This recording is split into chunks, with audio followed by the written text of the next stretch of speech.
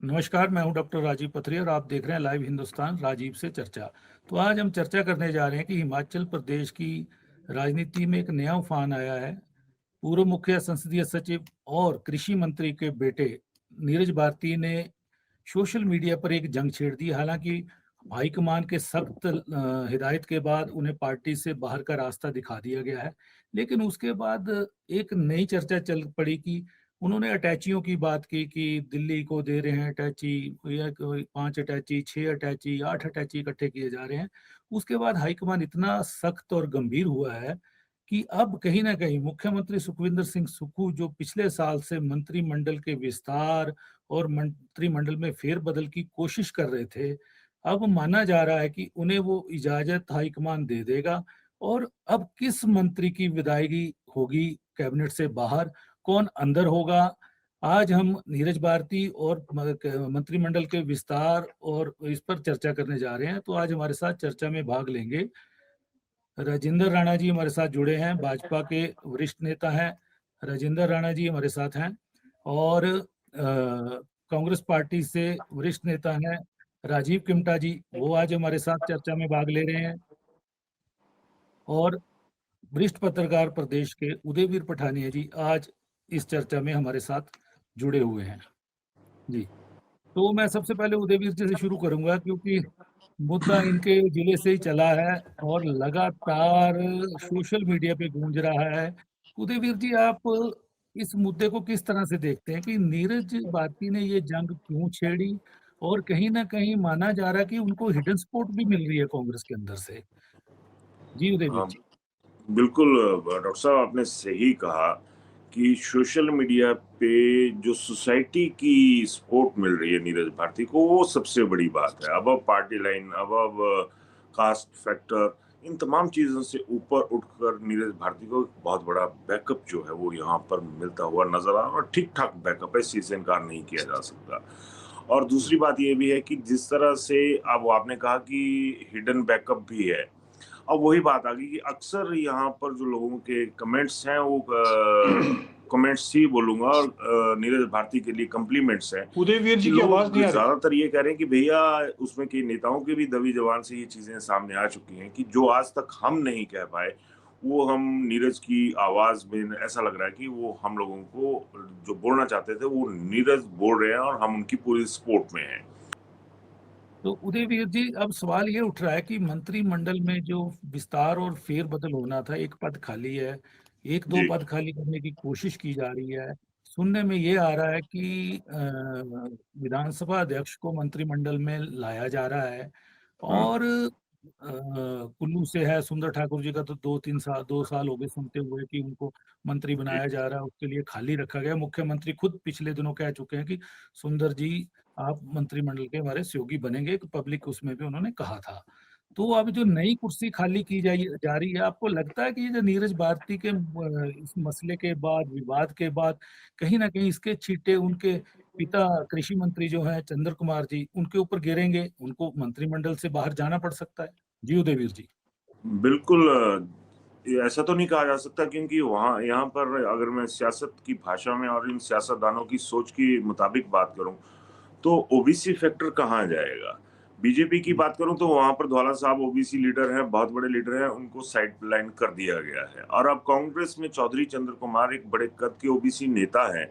उनको एकदम आसानी से बाहर करना तो बिल्कुल मुश्किल होगा। लेकिन जिस तरह से अभी आपने एक बात कही कि एक पद और खाली करना पड़ेगा, या फिर जिस तरह से विधानसभा अध्यक्ष पद की बात आई या सुंदर ठाकुर की बात आई, तो अब जी, कद जो है, मेरे को नहीं लगता कि ये तमाम चीज़ें जो है वो हिमाचल कांग्रेस अपने हिसाब से तय कर पाएगी। क्योंकि चौधरी चंद्र कुमार को वैसे भी ये कहा जा सकता है कि वो मजबूर हैं, वो कुछ कर नहीं पा रहे हैं। लेकिन इसका इम्पैक्ट जो है वो ओबीसी फैक्टर में देखा जाए तो बहुत बुरी तरह से जाएगा। अगर उनकी मान लीजिए कि जिस तरह से 2 पद भी खाली करने पड़ते हैं, तो जी, एक बहुत बड़ी मुश्किल हो जाएगी। अगर वहाँ से कुलदीप पठानिया को मंत्रिमंडल में लाया जाता है, तो राजपूत फैक्टर जो है वो कहीं न कहीं हावी होता दिखेगा, और जो ओबीसी फैक्टर है, उसके ऊपर बहुत बड़ी आँच आने की जो संभावना है, वो यहाँ पर नज़र आ रही है। डॉक्टर साहब। लेकिन लेकिन उदयवीर जी, ओबीसी नेता तो इस समय वरिष्ठ नेता जो है चंद्र कुमार जी हैं, अगर उनकी प्लेसमेंट अगर विधानसभा अध्यक्ष के रूप में होती है तो कोई एतराज भी नहीं होगा, कांगड़ा मैं की वही सियासत को भी नहीं होगा, कि ओबीसी की वर्ग को भी नहीं होगा। वही कह रहा हूँ, दो जी पद खाली होते हैं डॉक्टर साहब, तो मान के चलिए कि ये कह देंगे कि जी वहां पर विधानसभा अध्यक्ष पद का जो सर्वोच्च पद है वो हमने ओबीसी को दे दिया। लेकिन रिप्लेसमेंट की बात आई तो सुंदर ठाकुर भी वहां से राजपूत कम्युनिटी से और कुलदीप पठानिया भी राजपूत कम्युनिटी से।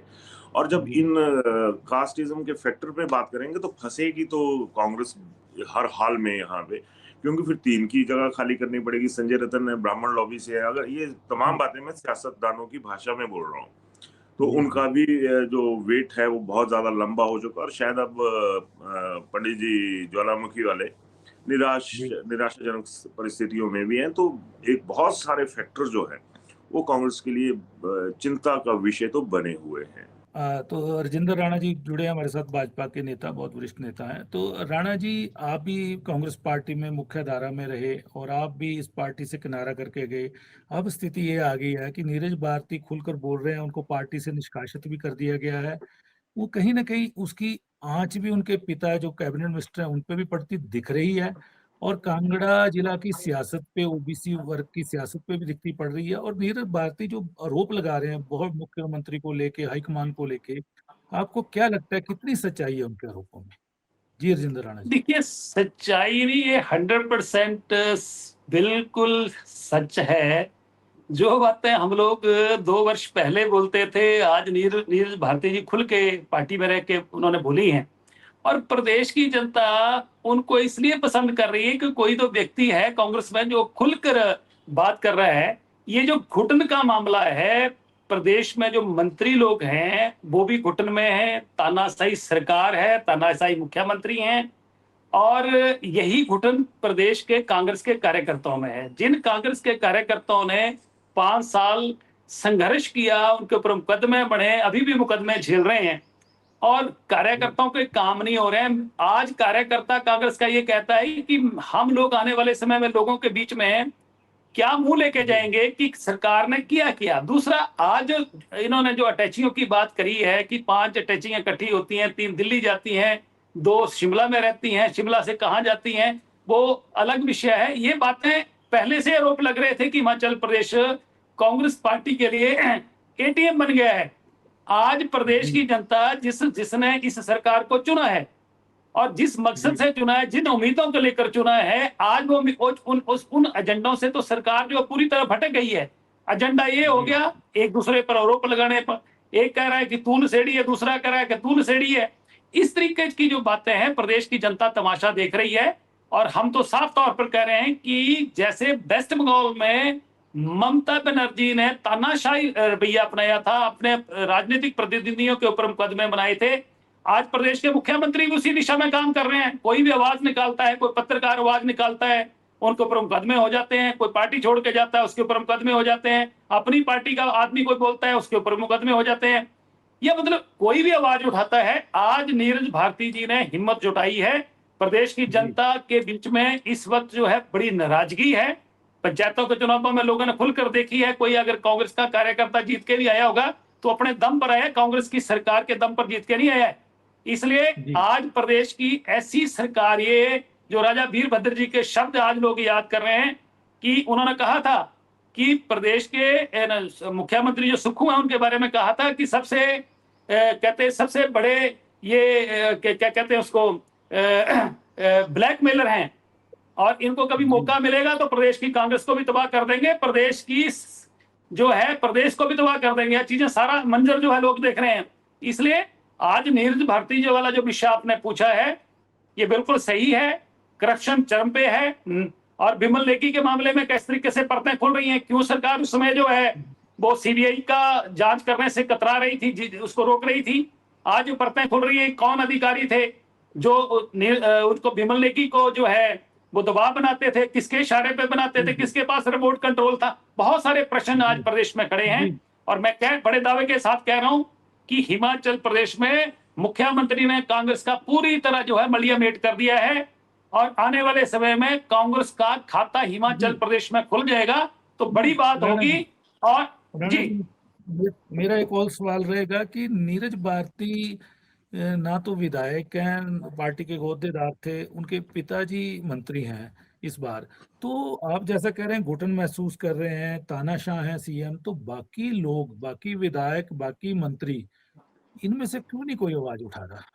क्या कारण है? देखिए, आवाज तो दमदार लोग उठाते हैं, क्रांतिकारी लोग उठाते हैं। हम लोगों ने भी उठाई थी, क्योंकि हमने जी मुनासिब नहीं समझा कि ये जो बात आज नीरज भारती ने कही है कि डीओ अप्रूव करते हैं, उसके बाद जब तक व्हाट्सएप नहीं जाएगा या मैसेज नहीं जाएगा तब तक वो चिट्ठी नहीं निकलती है। मैंने मुख्यमंत्री को व्यक्तिगत तौर पर 20 फरवरी 2024 को कही थी, उनके सीट पर जाकर कही थी कि नोट आप सारे अप्रूव कर देते हैं, होता एक इम्प्लीमेंट नहीं है, क्योंकि आपने अफसरों को हिदायतें दे के रखी हैं कि जब तक मेरा मैसेज नहीं आएगा तब तक इंप्लीमेंट नहीं करना है। यही आज पूरे प्रदेश के कुछ विधायक, 2-4 मित्र विधायक उनको छोड़कर बाकियों का सबका यही हाल है। आप वैसे पूछ सकते हैं, पूरा प्रदेश जानता है कि आज किसका काम हो रहा है, सिर्फ मित्र मंडली का काम हो रहा है, बाकी किसी का काम नहीं हो रहा है। ये सरकार सिर्फ मित्रों तक सीमित रह गई है। नीरज भारती ने जो आरोप लगाए हैं उनके साथ रहे हैं, उन्होंने कहा खैनी खाते हैं, विधानसभा के अंदर खाते हैं, तो ये खाते हैं। बड़े निम्न स्तर के मुद्दे हो गए, खैनी, शराब, ये चलिए अपने अपनी निजी जीवन है सबका। देखिए, राणा जी, अगर प्रदेश के मुख्यमंत्री का ये लेवल है कि वो अपने एक कुली को ये कह रहे हैं कि नशेड़ी है, तो उस जवाब तो उसने भी देना है भैया। ऐसा नहीं है कि जी उसको, वो साथ रहे हैं, उनको सब पता है कि क्या क्या होता रहा है और क्या क्या करते हैं और किस किस हालत में रात को वो अपने घर जाते हैं, सबको पता है। तो इसलिए चलिए एक अब एक एक एक डॉक्टर साहब, एक शेर है, किसी ने कहा है कि दुश्मनी जमकर करो, दुश्मनी जमकर करो, लेकिन ये गुंजाइश रहे जब कभी हम दोस्त हो जाएं तो शर्मिंदा ना हो। चलिए अब किमटा जी जवाब देंगे, सरकार के अंग हैं, ये भी बड़े नेता हैं, पदाधिकारी हैं प्रदेश के। तो किमटा जी, राणा जी ने बातें कही, वहीं पे कांगड़ा की बातें, सियासत की, ओबीसी वर्ग की बात, मंत्रिमंडल की बात उदय जी ने कही। तो राणा जी ने कहा कि हम तो ये बातें उठाते आए हैं और इसीलिए हमें पार्टी को छोड़ना पड़ा है। तो क्या वाकई पार्टी के अंदर डेमोक्रेसी खत्म हो गई है कांग्रेस की? जी देखिए, पहले तो राणा जी अपने जो पेरेंटल पार्टी थी बीजेपी वापस चले गए, तो हम ये नहीं कह सकते ये छोड़ के चले गए। शायद ये कुछ टाइम के लिए कांग्रेस में आए थे और मुझे लगता है कि कांग्रेस ने बहुत मान सम्मान दिया है। शायद इतना मान सम्मान इनको बीजेपी में रह के भी नहीं मिला, ना अभी मिला। इससे पहले जब बीजेपी में थे तब भी उतना मान सम्मान मिला। एक बात। दूसरी बात रही माननीय मुख्यमंत्री जब ये लोग गए हैं और पार्टी और सरकार को डिस्टेबल किया है, तो उसके बाद चुनाव लड़ा, दोबारा से हम 40 पे आए और माननीय मुख्यमंत्री काम कर रहे हैं। ठीक है, सभी को सेटिस्फाई करना बहुत मुश्किल होता है, कोई भी सूबे का मुख्यमंत्री है वो सभी को सेटिस्फाई नहीं कर सकता है, लेकिन अल्टीमेटली माननीय मुख्यमंत्री के बीच में और विधायक, जहां तक मित्रमंडल की बात करते हैं, मित्रमंडल में तो जब कोई भी मुख्यमंत्री होता है तो जो उनके साथ काम करते हैं मित्रमंडल होते हैं। चाहे पिछली सरकार रही हो जयराम जी की, तो उसमें भी मित्रमंडल का कहा जाता था, या उससे पूर्व में भी सरकारें रही है। अल्टीमेटली माननीय मुख्यमंत्री काम कर रहे हैं और इतना नहीं है कि अल्टीमेटली माननीय मुख्यमंत्री जो है, कोई भी मुख्यमंत्री है, प्रेरोगेटिव तो मुख्यमंत्री का ही होता है। अगर आपकी कोई ट्रांसफर है और ट्रांसफर बैन है तो माननीय मुख्यमंत्री का पास ही प्रेरोगेटिव है कि वो उसको ट्रांसफर कर सकता है, लेकिन आम जनता के काम हो रहे हैं, ऐसा नहीं है। और 19-21 रही नीरज भारती जी की बात, तो नीरज भारती का जो चैप्टर है वो क्लोज हो गया, क्योंकि उन्होंने पार्टी से निष्कासित कर दिया गया है और वो बहुत ही इस तरह की राजनीति में आगे, निम्न स्तर की राजनीति में आगे, जो मुझे लगता है कि हिमाचल प्रदेश की ना जनता को पसंद है, ना ही हिमाचल प्रदेश की जनता इस तरह की राजनीति को पसंद करती है। लेकिन माननीय मुख्यमंत्री काम कर रहे हैं और मुझे लगता है कि 1.5 साल का समय है हमारी सरकार का टेन्योर का, और उसको लेकर जो लोगों से वादे किए हैं उन वादों पे धरातल पे जो रह गई है। किमटा जी, नीरज भारती प्रकरण उनका आपने बोला चैप्टर क्लोज हो गया, तो क्या उनका जो चैप्टर क्लोज हुआ है चौधरी चंद्र कुमार जी का, उनके पिताजी का भी साथ में क्लोज हो जाएगा? जो नहीं, अल्टीमेटली अब नहीं, उनका नहीं होगा। देखिए, माननीय चौधरी चंद्र कुमार जी कांग्रेस के एक वरिष्ठ नेता है और मुझे लगता है कि चौधरी साहब ने तो उन्हें खुद लताड़ लगाई ऑन मीडिया पे आकर, और उसको लेकर नीरज भारती ने कहा कि इनके साथ मेरा बायोलॉजिकल रिलेशन है, मेरा पिता पुत्र का रिलेशन वो अलग है, लेकिन अगर पॉलिटिकल रिलेशन है तो बायोलॉजिकल रिलेशन है। वो यहाँ हद तक चले गए, तो समझ सकते हैं कि अब उनके ऊपर टिप्पणी टिप्पणी करनी मुझे लगता है कि ज्यादा बेहतर नहीं होगा। प्रदेश के क्या मुद्दे उसके ऊपर ज्यादा बहस होनी चाहिए। अब नीरज भारती ने कहा और उसके बाद उन्होंने क्या किस निमित्त स्तर पे पहुंच गए वो तो समझ सकते हैं कि कोई खेना गुटकी थोड़ा प्रदेश की जनता सुनना चाहती है। प्रदेश की जनता तो विकास की बात पर मुद्दा करना चाहती है। मैं तो राणा जी से पूछना चाहूंगा कि आप अगर प्रदेश की अगर बात करें तो आपके प्रधानमंत्री ने 1500 करोड़ की आपने बात की थी पिछले साल धर्मशाला में आके, क्या 1500 करोड़ रुपए मिले? 2-3 आपदा प्रदेश के अंदर इतना है, क्या बीजेपी का क्या रोल रहा? बीजेपी ने प्रदेश की जनता को मदद की, वो सारी चीजें मुद्दा भूल गए। पूरा विषय पूरा राजनीतिक है, अभी हम इसमें नहीं जाएंगे। लेकिन एक बात मैं आपसे जानना चाहूंगा कि कांग्रेस के अंदर ना एक परिवारवाद की राजनीति बहुत चलती है, दिल्ली से लेके हर प्रदेश में। और आपने आपकी सरकार की ओर से क्या किया गया है? उदयवीर जी जानते हैं, प्रभात चौधरी एक चेहरा जो चंद्र कुमार जी के भतीजे हैं। लंबे समय तक उन्होंने चंद्र कुमार जी की छत्र छाया में नौकरी की हर जगह। अंत में वो एचएस में आए, ठीक है, इंडस्ट्री में मैनेजर भर्ती हुए थे वो, कांगड़ा में ही नौकरी की उन्होंने सारी की सारी, ठीक है। उनको सीधा ओबीसी का चेयरमैन रिटायरमेंट के बाद बना दिया जाता है। और उसके बाद ये दिक्कतें नीरज भारती और उसके ज्यादा फैलती हैं, क्योंकि वो भी एक पैरेलल ज्वाली के अंदर अपना सियासी सिक्का चलाना शुरू कर देते हैं। जो खबरें हैं, नीरज भारती बीच में कोई और भी इशू होते हैं, उनकी कंस्टिट्यूंसी के लोगों के कार्यकर्ताओं के काम नहीं होते हैं, मुख्यमंत्री उनको बुलाते हैं, वो कोवर में मामला शांत हो जाता है। लेकिन कुछ मामला बात फिर बढ़ गया। जो राणा जी कह रहे हैं कि घुटन में है मंत्री भी और विधायक भी। हो सकता है कि मंत्री पद पे बने रहने के लिए चौधरी चंद्र कुमार घुटन में हो।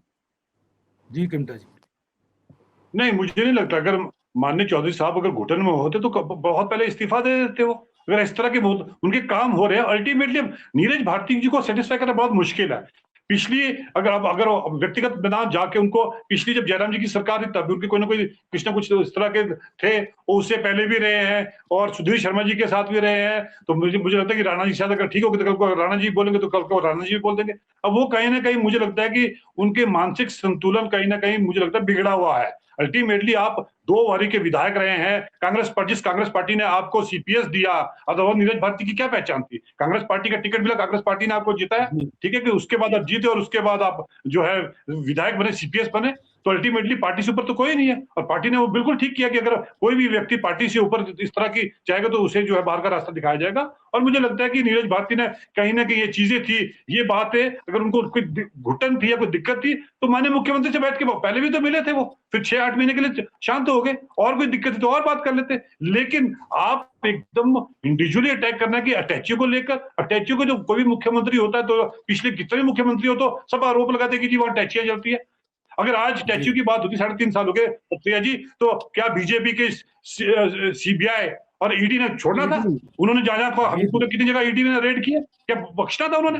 है और कांग्रेस की सरकार जहां पे भी ऑपोजिशन की सरकार थी तो बीजेपी ने छोड़ा वहां पे। ये सारी चीजें हैं कि किसी की व्यक्तिगत किसी को बदनाम करना है, क्योंकि आज माननीय मुख्यमंत्री एक स्ट्रॉन्ग लीडर की तरह प्रदेश के अंदर है, तो उन्होंने कहीं ना कहीं टारगेटेड किया जा रहा है। वो चाहे कुछ लोगों द्वारा षड्यंत्र है, उन्हें कैसे टारगेट किया जाता है, और मुझे लगता है कि इसी कड़ी में उनको जो टारगेट किया जाता है।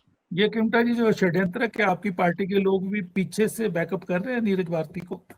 ऐसा सुनने में अब ये तो नीरज भारती अच्छे से जान सकते हैं। बाकी मुझे लगता है कि बीजेपी में जो कुछ लोग, हमारे लोग भी गए हैं, वो कहीं ना कहीं वो भी बैकअप कर रहे होंगे। बीजेपी की तो लोग चाह ही रहे हैं कि किस तरह से ये षड्यंत्र को और बढ़ाया जाए, उसे किया जाए। तो मुझे लगता है कि वो उसका भी एक पार्ट हो सकता है।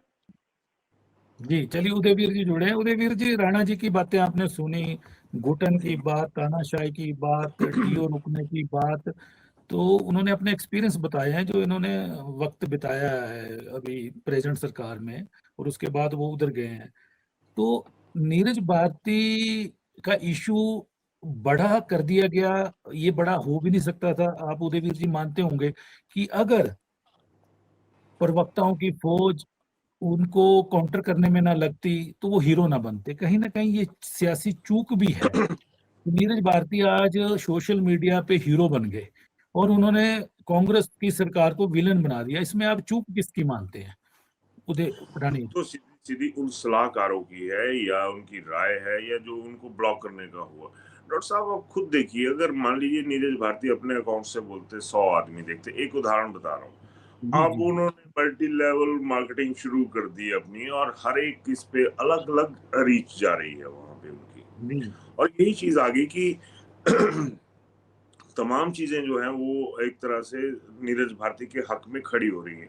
घुटन की बात जिस तरह से ये कह रहे हैं कि राणा जी ने कहा होगा, क्योंकि इनका बयान मैंने सुना नहीं था तब, कि घुटन तो हर किसी को रहती है, इस चीज से इनकार नहीं कर सकते, लेकिन ये भी हकीकत है कि इस सारे माहौल में नीरज भारती बैकअप ले गए और यहाँ पर कांग्रेस को झटका तो लग चुका है। और मैं अगर ये कहूं कि अगर एक तरफ बीजेपी अनुराग ठाकुर को अपना यूथ आइकॉन कहती है ना, तो आज की डेट में ये भी हकीकत है कि जेंजी वाला मसला ले लीजिए या फिर जो भड़ास होती है आदमी के अंदर, उसकी वजह से आइकॉन, यूथ आइकॉन जो है वो नीरज भारती भी बन चुके हैं।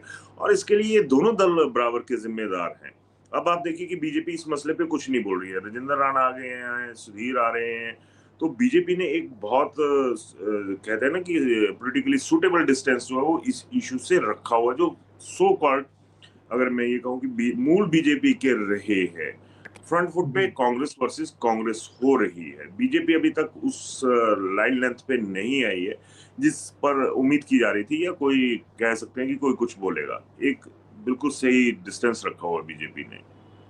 जी, चलिए मैं राणा जी के पास जाता हूँ। राणा जी, जैन जी की बात हो रही है, यूथ आइकॉन की बात हो रही है, लेकिन इसी बीच पूर्व कांग्रेस अध्यक्ष प्रतिभा सिंह ने कहीं ना कहीं समर्थन किया है नीरज भारती का मीडिया के आगे, उसको लेके देखिए भी। डॉक्टर साहब, जी, अगर प्रदेश सरकार के कैबिनेट मंत्री श्री विक्रमादित्य सिंह ने अपनी फेसबुक आईडी पे लिखा है कि जो दूसरे के लिए कुआं खोदता है उसके लिए खाई पहले तैयार हो जाती है, तो उस बात का बहुत बड़ा इशारा है।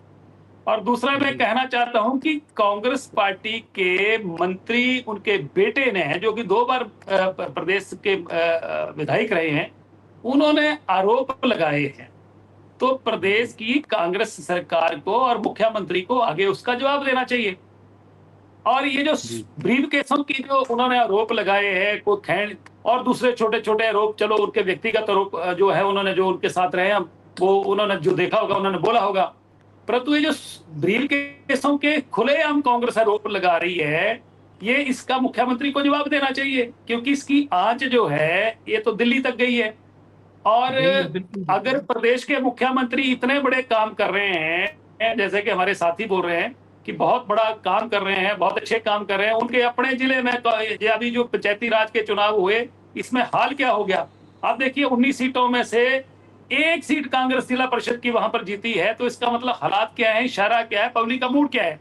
इसलिए कहीं ना कहीं जो 10 गारंटियां जो इनके गले की फांस बनी हुई हैं, वो गारंटियों पे काम नहीं होता है। मुख्यमंत्री दूसरे राज्यों में जाते हैं, वहां झूठ बोल के आ जाते हैं, यहाँ प्रदेश में जगह जगह झूठ बोलते हैं कि मैंने 10 गारंटियां पूरी कर दी। आज देखो कि महिलाओं को कितनी को 1500 रुपए मिला, कितने नौजवानों को रोजगार मिला, कितनी लोगों को बिजली 300 यूनिट फ्री मिली। बहुत सारे इश्यूज हैं, उन पे चर्चा नहीं हो रही है। चर्चा हो रही है कि कितने गरीब देश कहां जा रहे हैं। ये सारे इश्यू पब्लिक डोमेन में हैं, आपने जिक्र कर दिया। मैं अभी ना किमटा जी से जवाब लूंगा। किमटा जी, राणा जी ने बात उठाई है, आप बोल रहे हैं कि भाजपा बाहर से समर्थन कर रही है नीरज भारती, लेकिन प्रतिभा सिंह जी, विक्रमादित्य सिंह जी ने तो समर्थन कर दिया आपकी पार्टी से।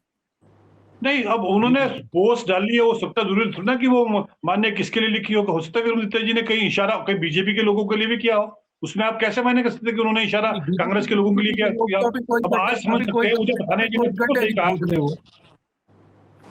वो विपक्ष में है जी जी बीजेपी तो। जी हाँ, नहीं वही बोल रहा हूँ ना मैं कि अल्टीमेटली कुछ ऐसी तरह की उसको आप डिपेंड करता है कि सिक्के के 2 पहलू है कि आप उसको, या आपका देखने का नजरिया है कि आप उसको किस पॉजिटिव वे में देखते हैं, नेगेटिव वे में देखते हैं। ये किसी भी इंडिविजुअल का एक नजरिया है देखने का। अब राणा जी का नजरिया उसको उस तरह से देख रहे होंगे, लेकिन जहां तक पूरी बात सियासत की बात है, आज सरकार चल रही है, अच्छे से चल रही है, और ब्रीफ केसेस की उन्होंने बात की है, तो मुझे लगता है ब्रीफ केसेस की बात हो, पत्रे जी आपको मालूम होगा कि जयराम जी की सरकार थी, सुमन जी की सरकार थी, इस तरह के जो ऑफिस में होता है तो वो बातें चलती रहती है।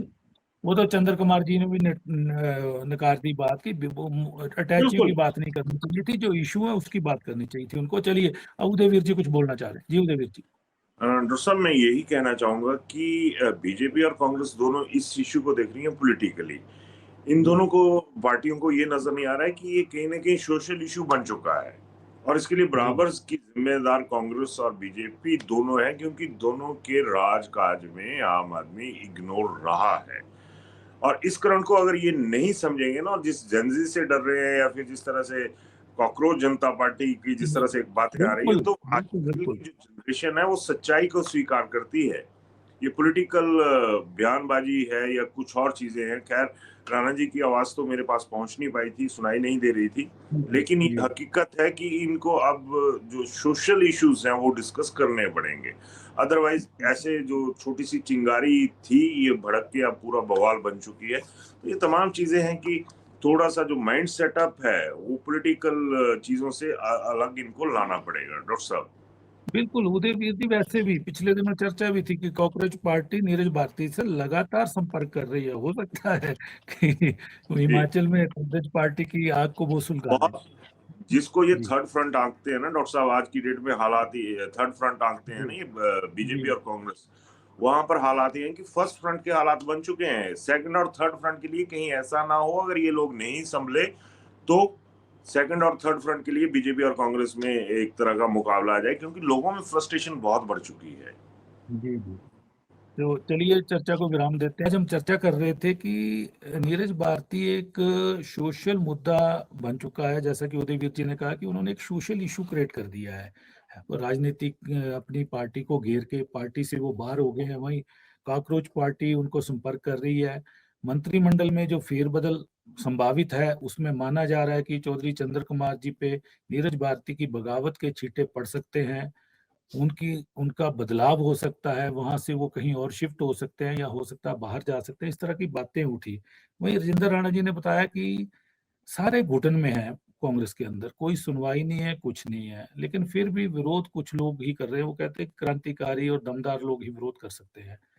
किमटा जी ने कहा कि पार्टी मुख्यमंत्री बहुत सशक्त हो रहे हैं और उसी की वजह है कि कुछ लोग भाजपा में जो गए हैं वो बाहर से इन चीजों को प्रायोजित कर रहे हैं, क्योंकि नीरज भारती के मुद्दे को पूरी तरह से समर्थन दे रहे हैं।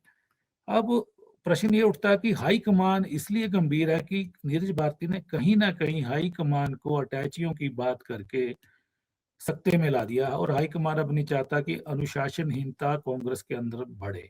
जाहिर है मुख्यमंत्री सुखविंदर सिंह सुक्खू जी के हाथ और मजबूत हो सकते हैं अगली कार्रवाइयां करने के लिए, क्योंकि एकदम से नीरज भारती को पार्टी से 6 वर्ष के लिए निष्कासित कर दिया गया है। आगे हो सकता है उनके परिवार पे भी इसके छींटे पड़े। तो आज हमने यही चर्चा की, आप सबने चर्चा में भाग लिया। मैं आप सबका धन्यवाद करता हूँ।